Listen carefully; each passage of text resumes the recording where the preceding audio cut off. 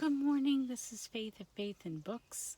I'm sitting in my husband's car. It's not even 6:30 a.m., but I thought I would do a preliminary announcement of a read-along for the year 2022. I've been thinking about this off and on for a while. Actually, I thought of another read aloud, which I sort of have made tentative communications with other people who might be interested in that. That's going to be a very light, fun thing. This is not light, but it's incredibly important and interesting. And so this is another read along that I want to do in 2022. I've got two in my head, and both of them floating around for a while. So just to give you my history of the City of God by Augustine. About 6 years, maybe 7 years ago, I was in a read-along on Twitter that was hosted by this theology professor. And he was brilliant at encapsulating, Augustine's thought in the character limitations that Twitter had back then. I think you can write more now, but I'm no longer on Twitter because besides this thing, I found this read along I found Twitter really, really toxic, so I gave up. Didn't have time for it.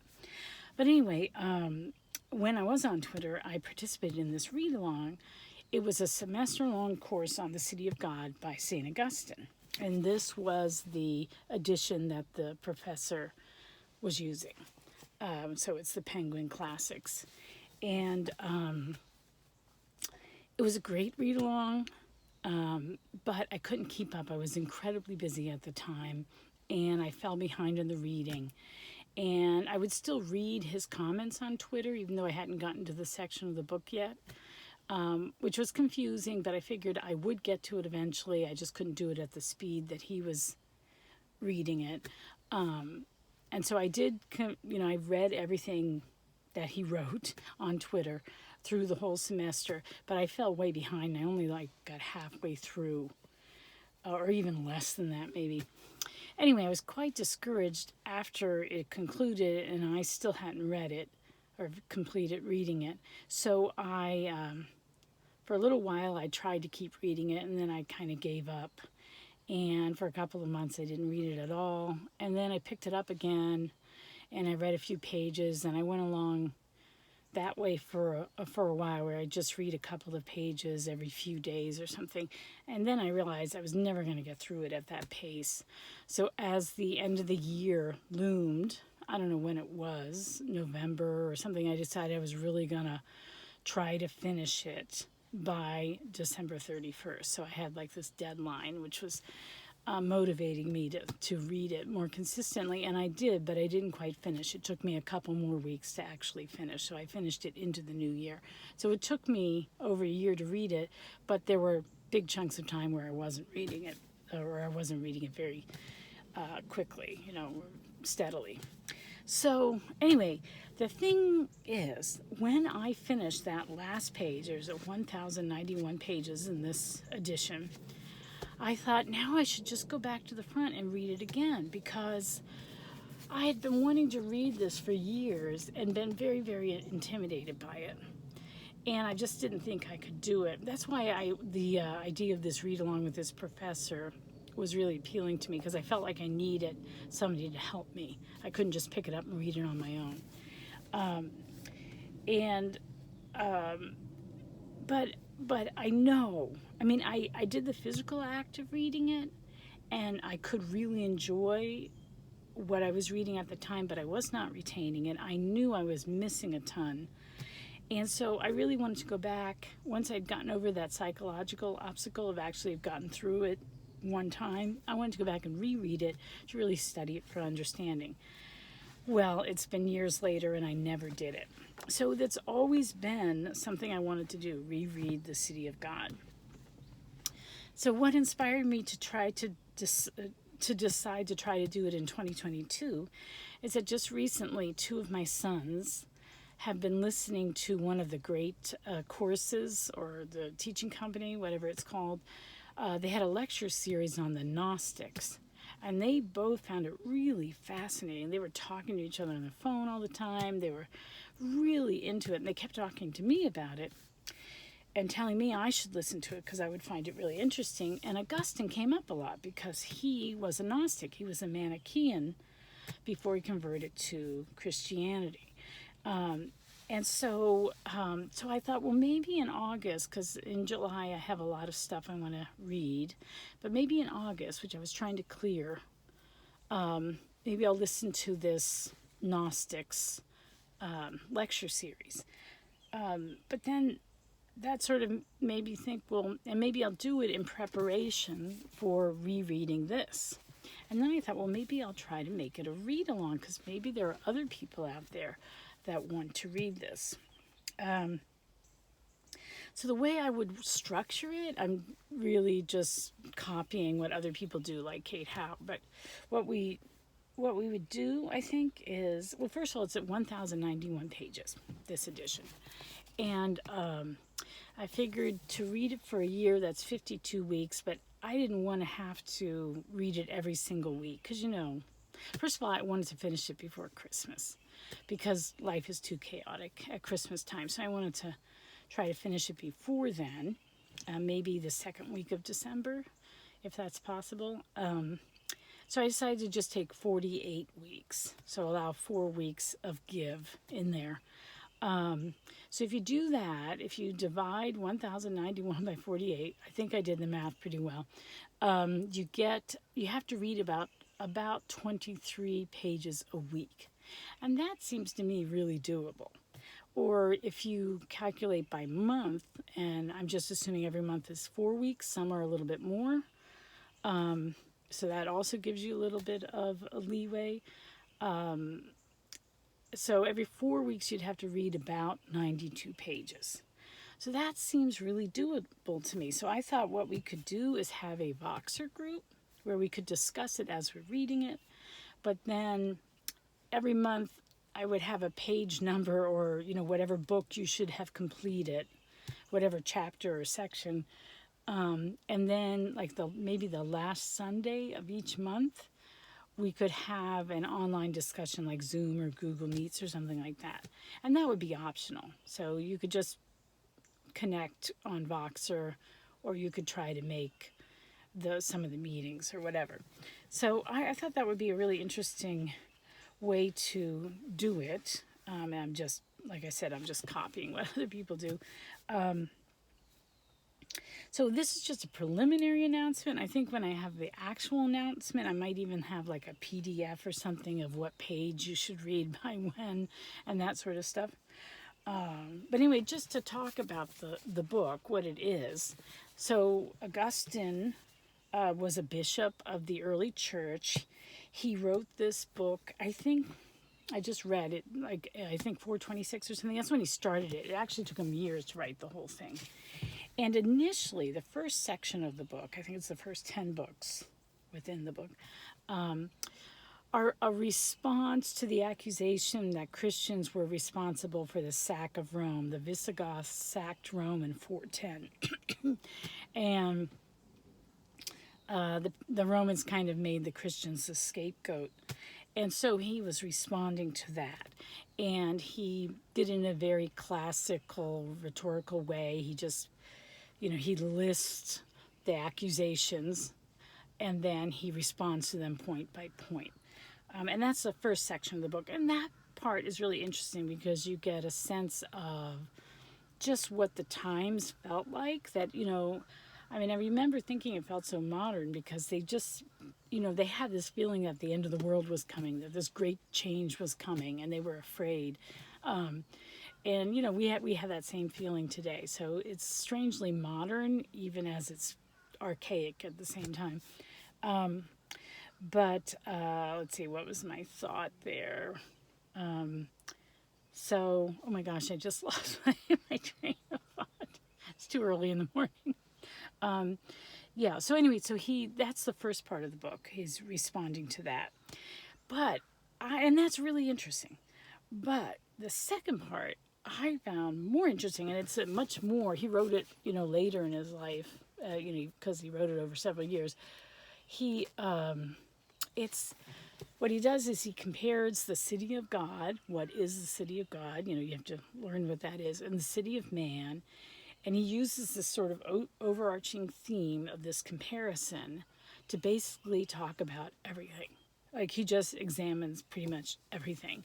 And it's absolutely magnificent because he's this brilliant writer and he's this brilliant thinker and he's just probing the depths of life. And it's really, really interesting. Now, it can be, and he's doing it through a Christian lens, right? Because he's a convert to Christianity. So, it's really, really interesting. And I remember reading it and just being so kind of thrilled with him. But I feel like it didn't retain much. So I want to go back and I really want to get more out of it this time. And I think having an external structure when you're reading a big, behemoth like this, and it takes so much effort and concentration, for me anyway, it's really good to have external structure that keeps you going, keeps you motivated. So I would love to do a read along. I don't care if it's with a couple other people or with a whole bunch of people, but I would really love to do this in 2022. So I'm going to figure out all the technicalities. And if anybody wants to do this with me, that's great too. That will, the more the merrier, and the more, the more responsibility I have to somebody else, the more likely I'll stay motivated and on top of things. But yeah. So that's what I want to do. Now, let's see, what else did I want to talk about? Oh, who can participate? Because this is a Christian text. Now, I'm a Roman Catholic. I'm in lowercase o for Orthodox. I'm not Eastern Orthodox or anything like that, but I am Orthodox. I'm a practicing, believing Roman Catholic. So for me, this is like sitting at the knee of a great thinker and wanting to learn from him. And I come to it with a lot of respect and reverence for his thought. But I'm sure other Christians also find him a seminal thinker. And so I think any Christian is going to be interested in reading this.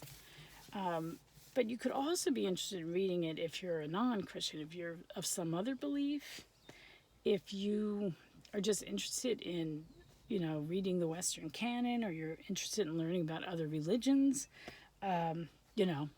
you would be welcome as well. Or if you're just a non-believer, but you're interested in the history of thought, or you're really interested in late antiquity, or you want to read all the Western canon, but you don't, you're an atheist or agnostic, you could also join in. I mean, I think anybody who's interested in reading it in good faith.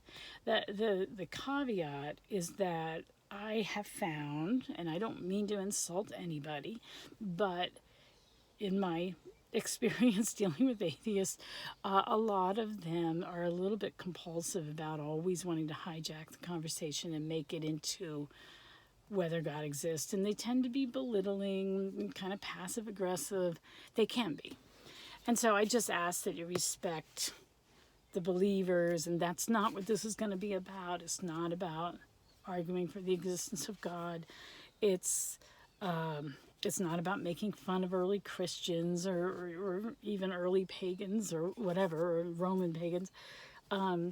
We're going to analyze it on its merits. We're going to show respect for the author and the context in which he wrote. So, if you're a little bit compulsive about your atheism, maybe this isn't for you. But if you can come to the table, in good faith with an open mind and wanting to learn, I think that would be great if non-believers read this, because I think there would be different observations or reflections and that sort of thing that would really add depth to our discussion. So that's just my little hesitancy, just because I have been involved in other things where it didn't go well. And so I don't want this to get derailed because of something like that. So anyway, so that is my preliminary announcement for the City of God read along for 2022. I really hope people are interested and they want to join me. I am planning to watch that Gnostics lecture series in August in preparation, and I might even try to reread the Confessions. I'm getting shadows on my faces now. The sun is coming up. Yeah, if you're interested but you haven't read Augustine's Confessions, that's a little bit easier to read. It's a spiritual memoir, and it's sort of written to God. He's talking to God, and he's recounting his life and where he went wrong and what issues he had and how he came to convert and all that kind of stuff. It's beautifully written. It's a beautiful spiritual memoir, and I highly recommend it. And that would also be good preparation and shorter, easier to read than this. I read a really kind of redacted version. I forget the name of it, but it came out in the early 70s. It's really hippy dippy. They like trying to turn Augustine into a hippie. And it's redacted. I can't remember the author's first name, not author, but translator and editor. But I'm pretty sure the last name was Wirt. Wirt, and something in the title, it's love. It's got something to do with love in the title. And I read that, and I enjoyed it a lot, and I read it with my high schoolers because we were studying Augustine. And but then later on my son said, that's a really redacted version. They took out some really important things. They sort of tried to dilute him a little bit. But he recommended reading the actual Confessions. I haven't read the full translation of Confessions. I've read chunks of it. So I've read this redacted version, and then I've read chunks of a fuller translation. But still, it's easier to read than this, because this is a very theological, very philosophical, whereas Confessions is more of a heart-to-heart kind of thing. And so it's it's not 1091 pages either. So it's a very famous memoir. So in fact, he kind of maybe started kind of autobiographies, or it's like one of the first. So that could be preparation too. If you really want to read this but you were intimidated and you want to get more familiar with Augustine, reading Confessions might be a good thing, and I might do that too. Just to get into the spirit of things. But you don't have to do that stuff. I don't think you'll need to when we do the actual read along over the course of a whole year. I don't think you need to. But that's what I might do. So anyway, so that is it for this preliminary announcement. I hope people are interested. It would just be a wonderful experience, very rewarding, something I've been wanting to do. And, like I said, the work is just magnificent. It's just incredible to probe into the mind of this brilliant man. So anyway, I had too many shadows. I'm gonna end this now. I hope you're doing well, and happy reading. Bye.